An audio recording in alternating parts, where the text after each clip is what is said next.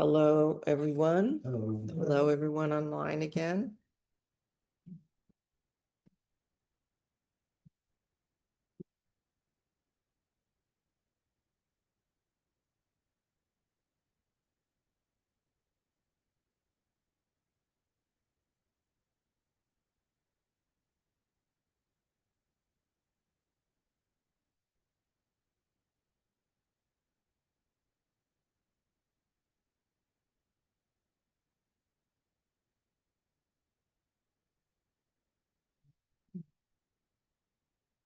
So today I want to talk about how our lives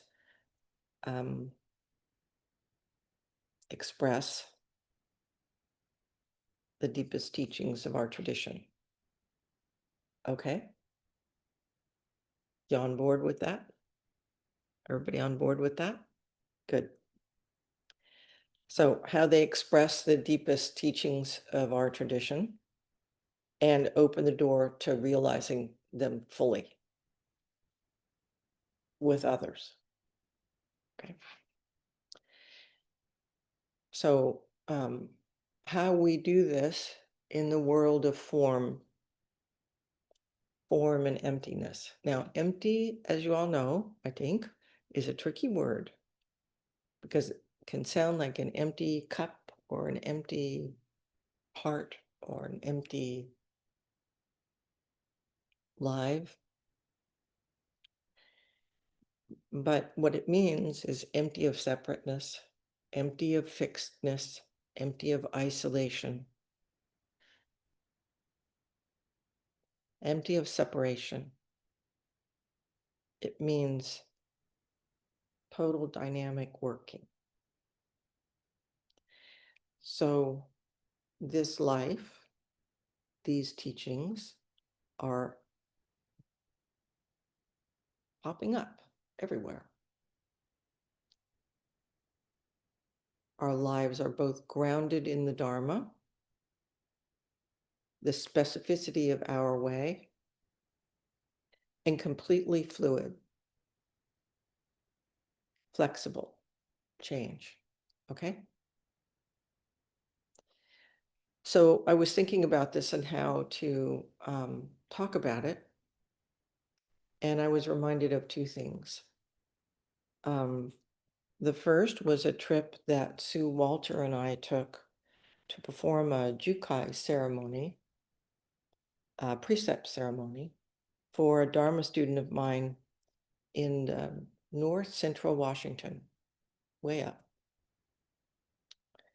And the second thing is the wisdom of one of my favorite teachers, Abbot Obora, in his commentary in the Heart Sutra. So I'm going to talk about those two things today and how I think they relate to my topic.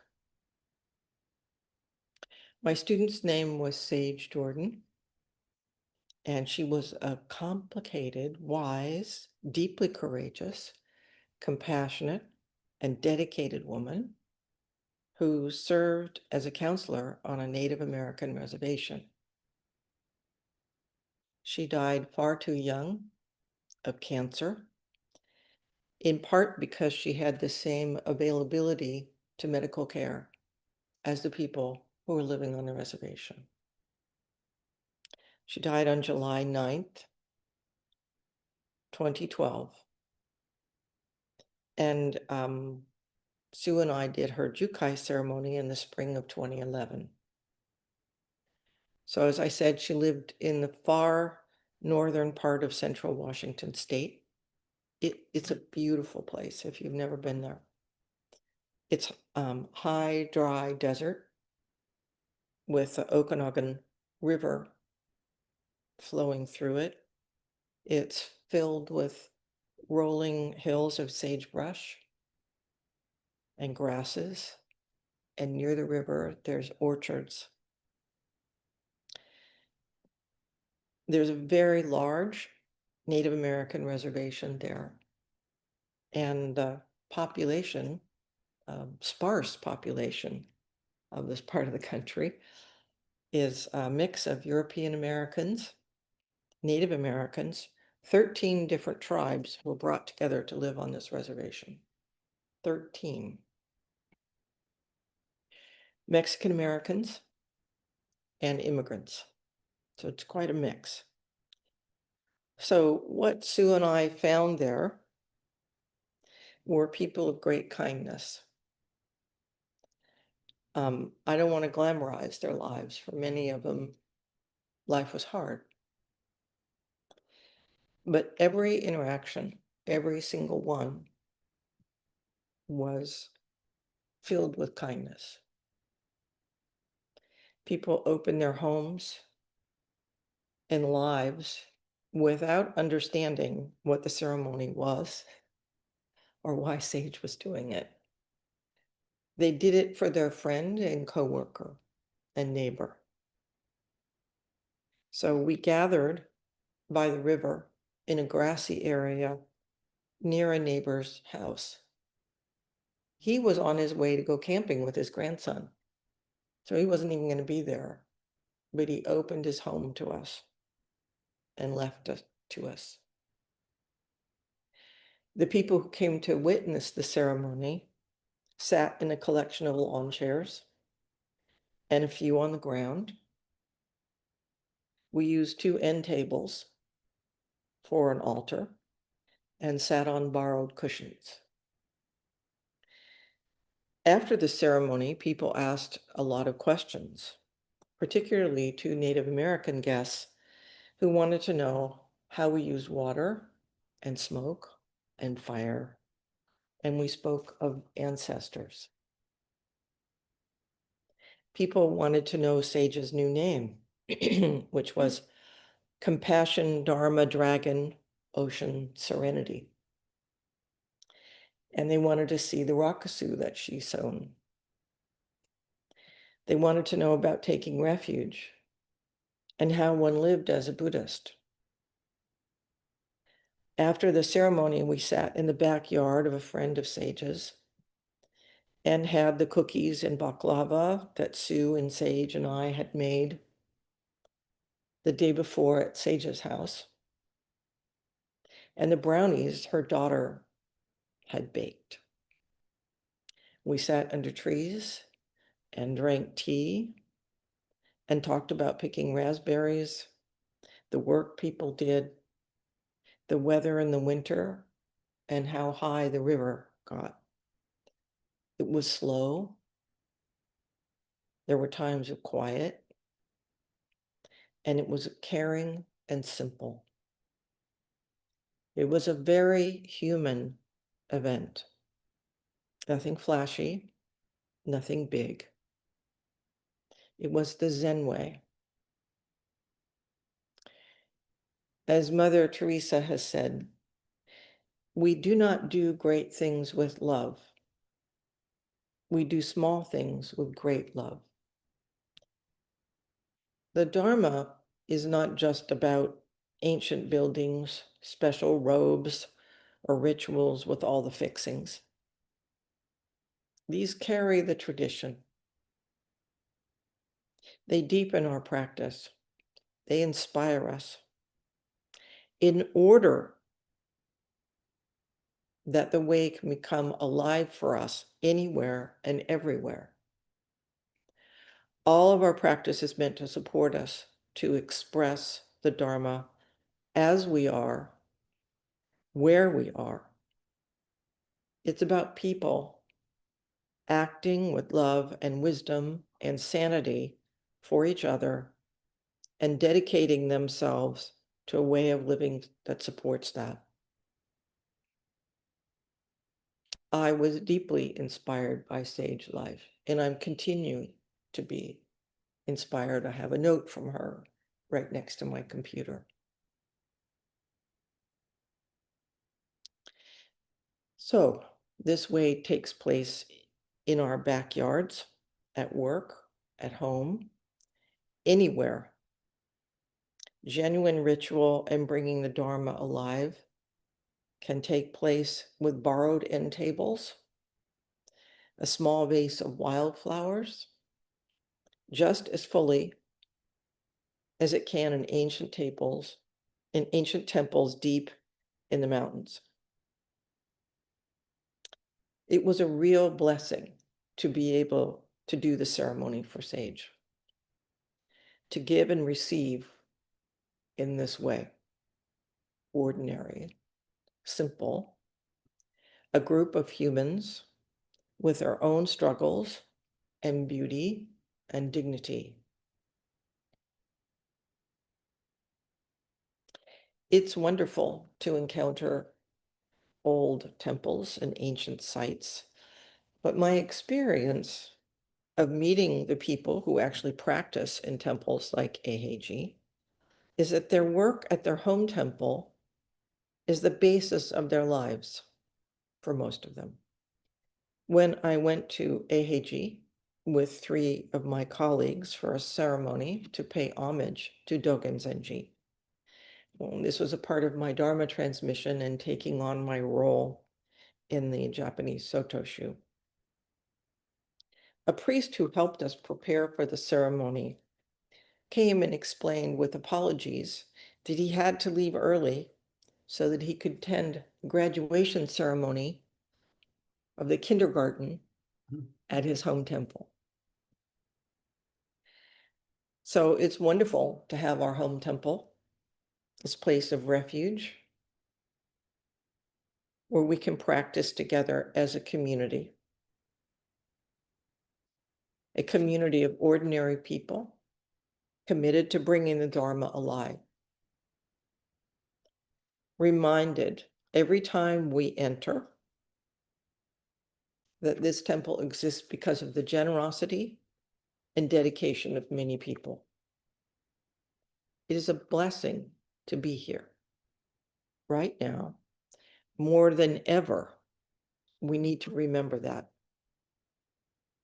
This place, this temple, is a place in which we come together. And it grows from there. It expands out from there.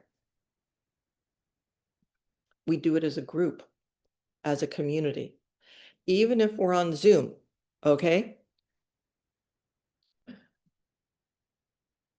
We come together.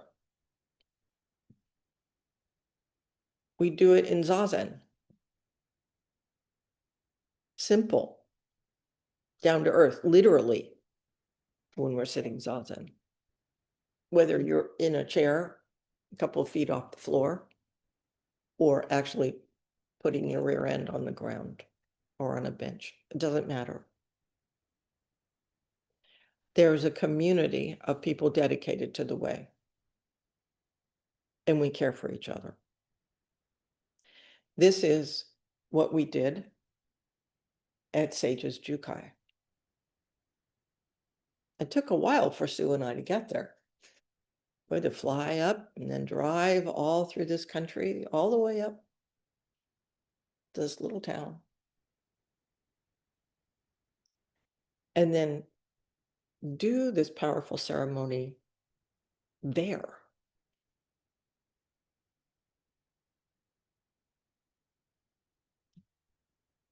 This is what Abhidhabhara tells us in his commentary on the Heart Sutra. We do not live in a world of completion and bliss. That's not our world. We live in the human world, and more than the human world. We live in the world of all beings. But in this human world, if we find a way to live with wisdom, compassion, and awareness, in other words, for us, if we practice the Dharma with a whole heart and mind, we come alive to our lives, and we can give and live generously with others, all others, under any circumstance. We can be creative, alive, responsive.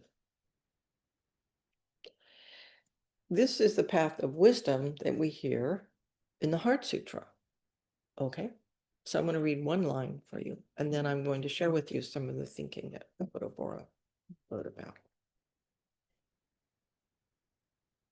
this is not exactly the same translation that we have. All these things, Shariputra is always the one who's like getting taught. All these things, Shariputra, have the character of emptiness. Okay, remember? Empty of fixedness. Neither born nor dying, neither defiled nor pure, neither increased nor lessened. Okay? So we think about this in many ways, this teaching. First, that we're not who we often think we are. We are, in fact, the living, complex nature of all reality expressing itself in our lives as us. We, in all phenomena, are empty of inherent existence, of separation, of isolation. There's no fixed permanent essence. And this is liberating. Think about it. We're not stuck. We're not fixed. We're real. That is a fact.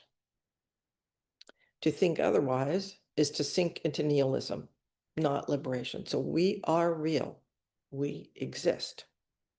That's super important. You know, you hear me say this over and over again. The question is, how are we real? And the answer is, we are real as a fluid, changing, interrelated event. We are not bound by any form. And at the same time, we honor form. We honor the forms of this moment, this place, this time, unique, true, and fleeting. So the practice and the truth is Buddhism is not dependent on any form, any specific form. And yet the forms of our practice give shape to our intention and carry forward the teachings of our ancestors. They carry us forward in the practice of our lives. So we engage fully and deeply in the forms here in the temple, in the forms of our life, and also remain open, flexible, responsive.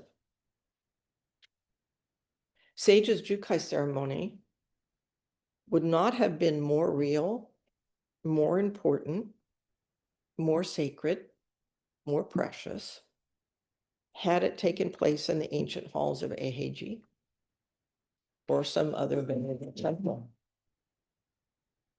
rather than by a river in a neighbor's backyard with folks sitting on lawn chairs. Each had its place. Each is worthy, valid, honorable. So over the course of our practice, we slowly and steadily wear out our ideas about what Zen practice is and what it isn't. Don't you think? Don't you think? Yeah.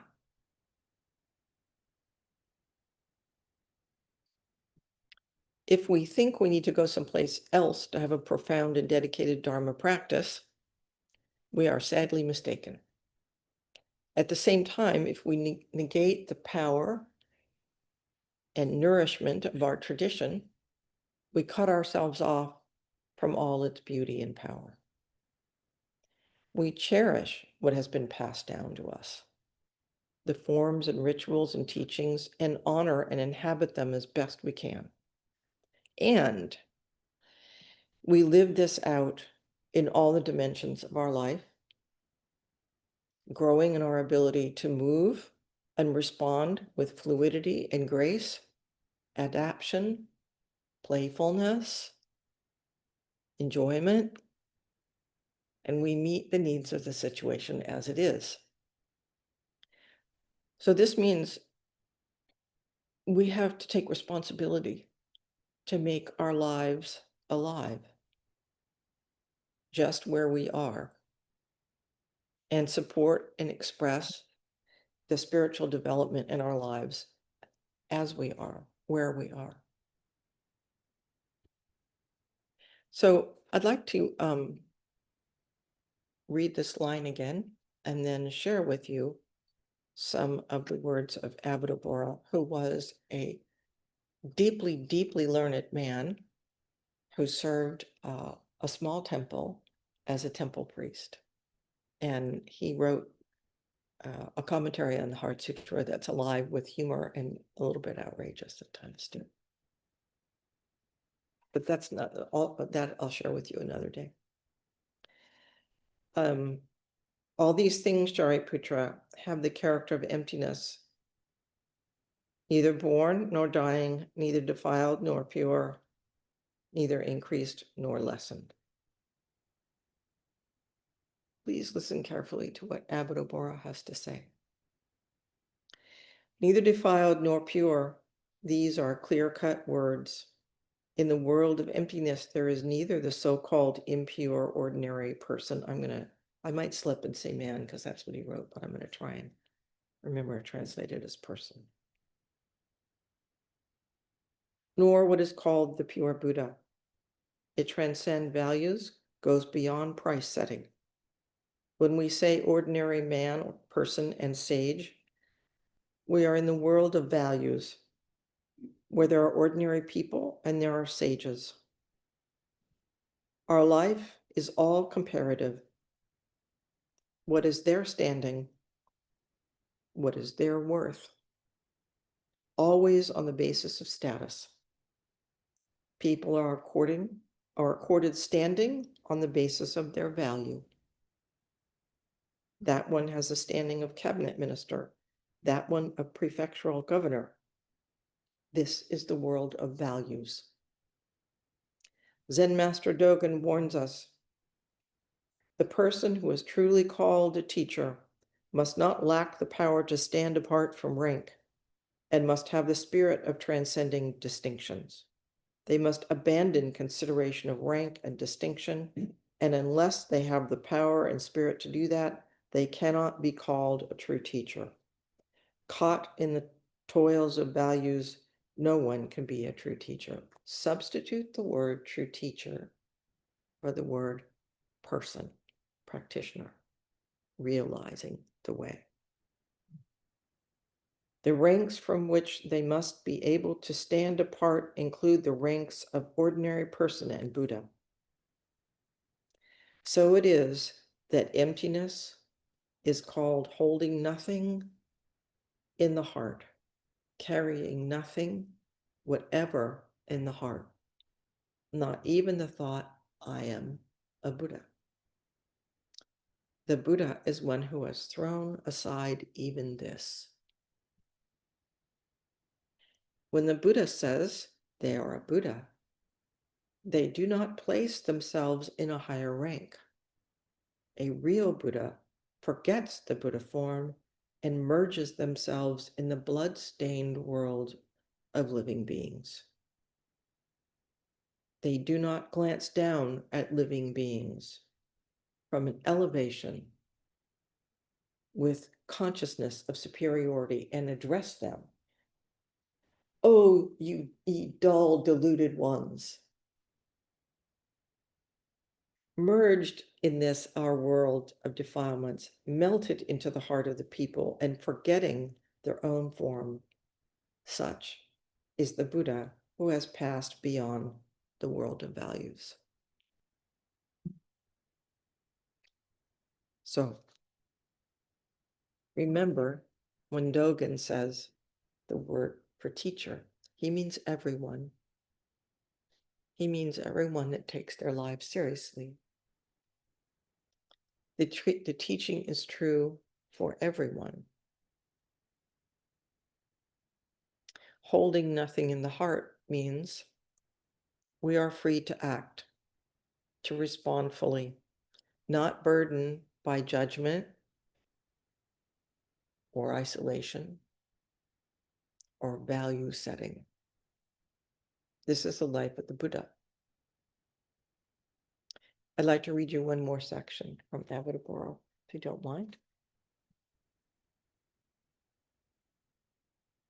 If, as the sutra says, it is neither increased nor lessened, then we may suppose that it must be an amount. In such case, is it large or small? But no. Long and short, square and round, these are the qualities of relative size. But the world of emptiness transcends these amounts. So Zen Master Dogen says, turning in the fingers a vegetable stalk, they establish the temple of the Lord of the Dharma.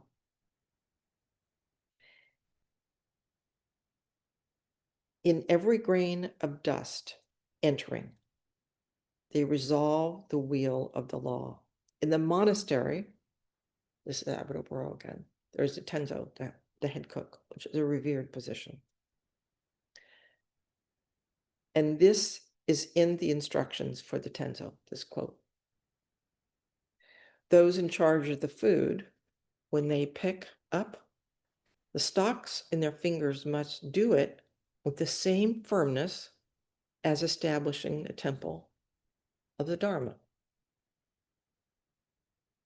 When the cook takes up the vegetable stems, it must be with the same power as building a mighty temple for the installation of the Buddha. Sweeping an almost invisible grain of dust, they must express the power by which the Buddha turned the wheel of the law by his preaching. From the world of ultimate emptiness, the world of quantity is transcended. The spiritual training of Dogen is all Buddhism of action. Pay particular attention to this. Our Buddhism has to be manifest in every moment, in every movement of the hand, in every pace of the foot. Taking up the food must be with the firmness of establishing a mighty temple. Lifting and lowering the chopsticks or a fork must be with the power which turns the wheel of the law. Not in great matters alone is there to be the great manifestation. In the tiniest thing, we must grasp the power which pervades the universe. So we think about this.